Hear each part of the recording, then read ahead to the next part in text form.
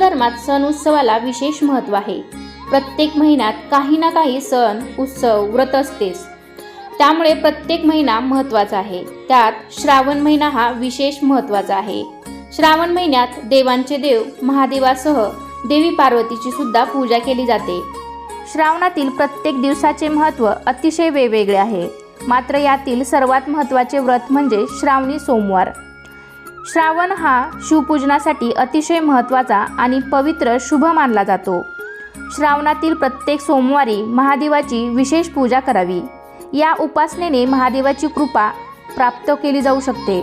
तसेच देवाच्या कृपेने सर्व इच्छा पूर्ण होऊन तुमच्या आयुष्यातील सर्व अडचणी दूर होऊ शकतात। तर आजच्या व्हिडिओमध्ये आपण अगदी सोप्या पद्धतीने घरच्या घरी किंवा मंदिरात जाऊन श्रावण सोमवारी शिवलिंगाची पूजा कशी करावी हे मी तुम्हाला दाखवणार आहे। तेव्हा हा व्हिडिओ तुम्ही शेवटपर्यंत पाहायला विसरू नका। पण त्याआधी तुम्ही आपल्या चॅनलवरती नवीन असाल, आपले व्हिडिओ पहिल्यांदाच पाहत असाल तर चॅनलला नक्की सबस्क्राईब करा। लगेचच आजच्या व्हिडिओला आपण सुरुवात करूयात। श्रावणी सोमवारी सकाळी लवकर उठून स्नान करून पवित्र व्हावे। त्यानंतर महादेवाच्या मंदिरात जाऊन किंवा घरीच व्रत करण्याचा संकल्प करावा। या व्रतामध्ये एकदाच रात्री जेवण करावे। दिवसभर फलाहार तसेच तुम्ही दूध घेऊ शकता। तर या ठिकाणी पूजेसाठी मी एवढे साहित्य घेतले आहे, पण तुमच्याकडे यापैकी एखादं साहित्य नसेल तरीही चालू शकतं, फक्त मनोभावे पूजा करावी। तर इथे मी घरी पूजा करणार आहे, त्यामुळे शिवलिंग घेतलेला आहे। तुम्ही मंदिरात जाऊन पूजा करणार असाल तर मंदिरामध्ये तुम्ही पाण्याचा कलश, दूध, पंचामृत हे सर्व साहित्य सुद्धा तुम्ही घेऊन जाऊ शकता। हे माझ्याकडे अशी मातीची शिवपिंडी आहे, तुमच्याकडे पितळेची असेल तर ती सुद्धा घेतली तरी चालेल। तसेच गणपती बाप्पांची मूर्ती असेल तर गणपती बाप्पांची मूर्ती सुद्धा घ्यायची आहे, नसेल तर तुम्ही सुपारी घेतली तरीही चालेल। गुळ खोबऱ्याचा नैवेद्य घ्यायचा आहे, जानवं घ्यायचं आहे, पांढरी वस्त्रमाळ घ्यायची आहे, तसेच हळदी कुंकू लावून घेतलेली वस्त्रमाळ गणपती बाप्पांसाठी घ्यायची आहे। तसेच निरंजन घ्यायचं आहे, एक पाण्याने कलश भरून घ्यायचा आहे, अक्षदा घ्यायच्या आहेत। तर इथे मी भस्म घेतलेला आहे, याच्यामध्ये कापूर आहे, तर कापूर घेतलेला आहे, पंचामृत लागणार आहे, हळदी कुंकू घेतलेला आहे, अगरबत्ती घेतलेली आहे, धूप घेतलेला आहे। तर एवढं साहित्य इथे आपल्याला लागणार आहे। तसेच माता पार्वतीसाठी सुवासिनीचं वाण असतं तर ते सुद्धा तुम्हाला इथे घ्यायचं आहे। अभिषेक पात्र तुमच्याकडे जसे प्लेट वगैरे असतील ते सुद्धा तुम्हाला घ्यायचं आहे। नैवेद्यासाठी काही फळं असतील तर फळं घ्यायची आहेत, जे काही तुमच्याकडे नैवेद्य असेल तो घ्यायचा आहे। काही फुलं लागणार आहेत। तर सर्वात महत्त्वाचं म्हणजे या दिवशी बेलपत्र लागतं, तर बेलपत्र माझ्याकडे इथे मला अवेलेबल झालेलं नाही, त्यामुळे बेलपत्र आणि काही फुलं, पांढरी फुलं या दिवशी घ्यायची आहेत। आणि आरतीसाठी आपल्याला असं ताट घ्यायचं आहे। आणि तुमच्याकडे असा माता पार्वतीचा आणि भगवान शंकरांचा फोटो असेल तर तो सुद्धा तुम्ही घेऊ शकता। तर एवढे साहित्य मी ते घेतलेलं आहे। तर माझ्याकडे मला बेलपत्र, धोत्र्याचं फूल, फळ हे मिळालेलं नाही। तुमच्याकडे असेल तर तुम्ही नक्की घ्या आणि मग पूजेला सुरुवात करा। जरी यातील एखादं साहित्य असेल नसेल तरी सुद्धा चालेल, फक्त मनोभावे पूजा करावी। ही सोमवारची पूजा तुम्ही तुमच्या देवघरामध्ये सुद्धा मांडू शकता। जर वेगळी मांडणार असाल तर एक चौरंगावरती पूजा तुम्ही मांडली तरी सुद्धा चालेल। जिथे तुम्ही पूजा मांडणार आहात ती जागा स्वच्छ करून स्वच्छ पाण्याने पुसून घ्या। तिथे रांगोळीने स्वस्तिक काढून घ्या आणि त्यानंतर त्यावरती हळदी कुंकू वाहून, अक्षदा वाहून वास्तूला नमस्कार करावा आणि मग आपल्या पूजेला सुरुवात करावी। म्हणजेच त्यावरती चौरंग ठेवावा। अशक्य असेल तर तुमच्याकडे पांढरे वस्त्र अंतरावे, नसेल तर पिवळे वस्त्र तुम्ही अंतरले तरीही चालेल। तर सगळ्यात आधी आपण दीप प्रज्वलित करून घेऊया आणि मग पूजा करूया। चौरंगावरती थोड्या अक्षदा ठेवून त्यावरती हळदी कुंकू वाहून तो आपल्याला दिवा प्रज्वलित करून घ्यायचा आहे आणि दिव्याची आपण पूजा करून घ्यायची आहे। कारण असं म्हणतात की आपली जी काही साधीभोळी पूजा आहे ती देवापर्यंत पोहोचवण्याचं काम दिवा हा करतो, त्यामुळे सर्वात प्रथम दिव्याची पूजा करून घ्यायची आहे। दीपपूजन झाल्यानंतर आपण आपले आराध्य दैवत श्री गणेशाची पूजा करायची आहे। गणेशाला सर्वात प्रथम पाण्याने अभिषेक करावा, त्यानंतर दुधाने किंवा पंचामृताने अभिषेक करावा। पुन्हा पाण्याने अभिषेक करून आपण श्री गणेशाची विधिवत पूजा करणार आहोत। वक्रतुंड महाकाय सूर्यकोटी समप्रभ निर्विघ्नं कुरु मे देव सर्व कार्येषु सर्वदा। तुमच्याकडे गणपतीची मूर्ती नसेल तर तुम्ही सुपारी घेतली तरीही चालेल। अभिषेक झाल्यानंतर मूर्ती स्वच्छ पुसून घ्यावी। त्यानंतर चौरंगावरती थोड्या अक्षता ठेवाव्यात, त्यावरती हळदी कुंकू व्हावे आणि त्यानंतर श्री गणेशाची स्थापना करावी। गणेशाला चंदन, हळदी कुंकू व्हावे, अक्षता व्हाव्यात। गणपतीला लाल फूल खूप प्रिय आहे. तुमच्याकडे लाल फूल असेल म्हणजे जास्वंदीचं फूल असेल, दुर्वा असतील तर त्या गणपती बाप्पांना वाहाव्यात. त्यानंतर निरंजन ओवाळावे, अगरबत्ती ओवाळावी आणि मनोभावे नमस्कार करावा. श्रावणी सोमवारी दिवसभर उपवास करावा आणि संध्याकाळी देवाला बेलपत्र वाहून उपवास सोडावा. दिवसा तुम्ही फळे खाऊ शकता, दूध घेऊ शकता. तर या दिवशी खऱ्या मनाने महादेवाची पूजा केल्यास आपल्या सर्व इच्छा पूर्ण होतात अशी मान्यता आहे. तसेच आपल्याकडे माता पार्वती आणि महादेवाचा फोटो जो आहे त्यावरती सुद्धा फुलाने थोडंसं पाणी शिंपडून तो फोटो व्यवस्थित पुसून घ्यावा. त्यानंतर माता पार्वतीला, गणेशाला, गाईला हळदी कुंकू वाहून घ्यावे. महादेवांना भस्म लावावे. माता पार्वतीला सुद्धा जे काही सुवासिनीचं वाण आहे ते सुद्धा अर्पण करायचं आहे. धूप दीप ओवाळायचे आहे, फुलं वाहायची आहेत. गणपती बाप्पांची स्थापना झाल्यानंतर आपण शिवलिंगाची पूजा करणार आहोत. तर त्यासाठी मी इथे एक तामण घेतलेलं आहे. तर तामण थोडंसं मी फुलांच्या साह्याने सजवून घेतलेलं आहे आणि त्यामध्ये आपण शिवलिंग ठेवून त्यावरती सर्वात प्रथम आपण जलाभिषेक करायचा आहे.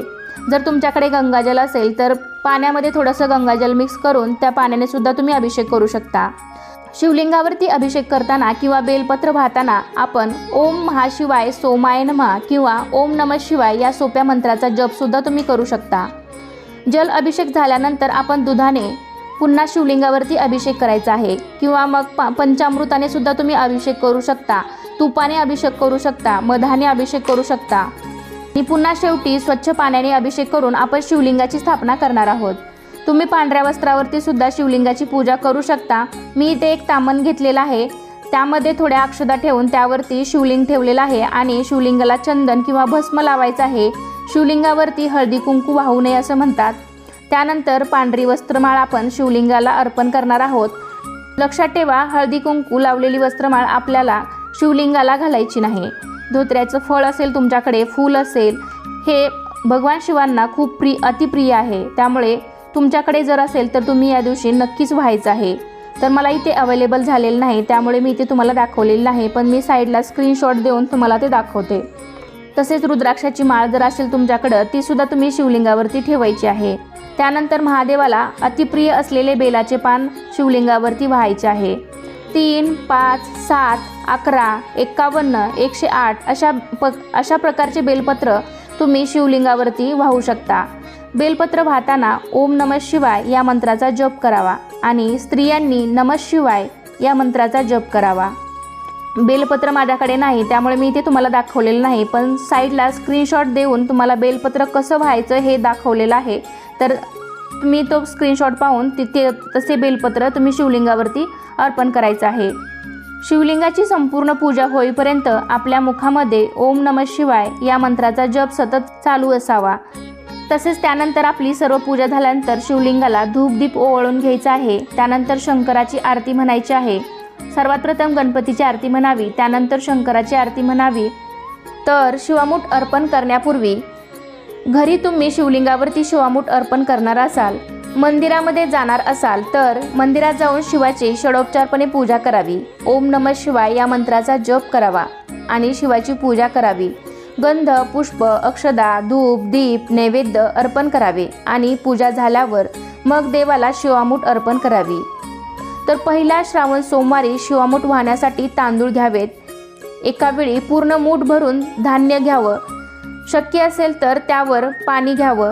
ते धान्य ओलं करून घ्यावं आणि ओम नमः शिवाय म्हणत देवाला ते धान्य अर्पण करावं. म्हणजे शिवपिंडीवरती ते धान्य, म्हणजे पहिल्या सोमवारी तांदूळ हे धान्य घेऊन ते शिवपिंडीवरती अर्पण करायचं आहे.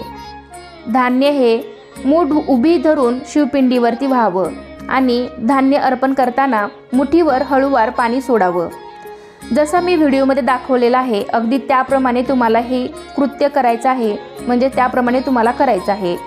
धान्य ओले करून अर्पण करत असताना एक शिवामुठीचा मंत्र म्हणावा. शिवा शिवा महादेवा, माझी शिवामूठ ईश्वरा देवा, मनातल्या इच्छा पूर्ण करा देवा, असे 3 वेळा म्हणावे. अशा पद्धतीने क्रमाने 3 वेळा शिवामूठ अर्पण करावी. नंतर आपण महादेवाला नैवेद्य दाखवायचा आहे. तर नैवेद्यामध्ये तुम्हाला जी काही तुमच्याकडे उपवासाला फळं चालतात तर ती तुम्ही फळंसुद्धा या नैवेद्यामध्ये दाखवू शकता किंवा मग खडीसाखरेचा नैवेद्य दाखवला तरीही चालेल. नैवेद्य दाखवून शेवटी महादेवाला मनोभावे नमस्कार करावा त्यांच्याकडे आपल्या कुटुंबासाठी सुखसमृद्धीसाठी प्रार्थना करावी। तर अशा प्रकारे तुम्ही अगदी सोप्या पद्धतीने घरीच शिवलिंगाची पूजा करू शकता। आणि तुम्ही मंदिरामध्ये जरी पूजा करण्यासाठी जाणार असाल तर तुमच्याबरोबर स्वच्छ पाणी, दूध, पांढरी फुले, बेलपत्र, जे काही पूजेसाठी लागणारे साहित्य आहे ते तुम्ही तिथे घेऊन जायचं आहे। आणि तिथे सुद्धा तुम्ही जलाभिषेक, दुधाचा अभिषेक, पंचामृताचा अभिषेक करून आपण इथे जशी पूजा केली तशीच तिथे सुद्धा तुम्हाला शिवलिंगाची मंदिरामध्ये पूजा करायची आहे। आणि पूजा करत असताना सतत मुखामध्ये ओम नमः शिवाय या मंत्राचा जप करावा। तर अशा प्रकारे श्रावण सोमवारी तुम्ही सुद्धा अशीच मनोभावे महादेवाची पूजा करून त्यांना प्राप्त करू शकता। तर कशी वाटली तुम्हाला आजची पूजा नक्कीच मला कमेंट करून सांगा। हा व्हिडिओ तुम्हाला आवडला असेल तर व्हिडिओला एक लाईक करा। चॅनलवरती नवीन असाल तर चॅनलला नक्की सबस्क्राईब करा। सोबतच बेल घंटा आहे ती सुद्धा प्रेस करा, जेणेकरून जे काही नवनवीन व्हिडिओ मी अपलोड करेन त्याचे नोटिफिकेशन तुमच्या मोबाईल स्क्रीनवर डिस्प्ले होईल। आणि यापुढे सुद्धा आपल्या चॅनलवरती श्रावणी सोमवारचा उपवास कसा करावा असे बरेचसे व्हिडिओ तुम्हाला आपल्या चॅनलवरती पाहायला मिळणार आहेत। त्यासाठी चॅनलला नक्की सबस्क्राईब करून ठेवा आणि कमेंटमध्ये ओम नमः शिवाय लिहायला विसरू नका। चला तर मग पुन्हा भेटूया अशाच एका छानशा आणि माहितीपूर्ण व्हिडिओमध्ये। तोपर्यंत धन्यवाद। श्री स्वामी समर्थ।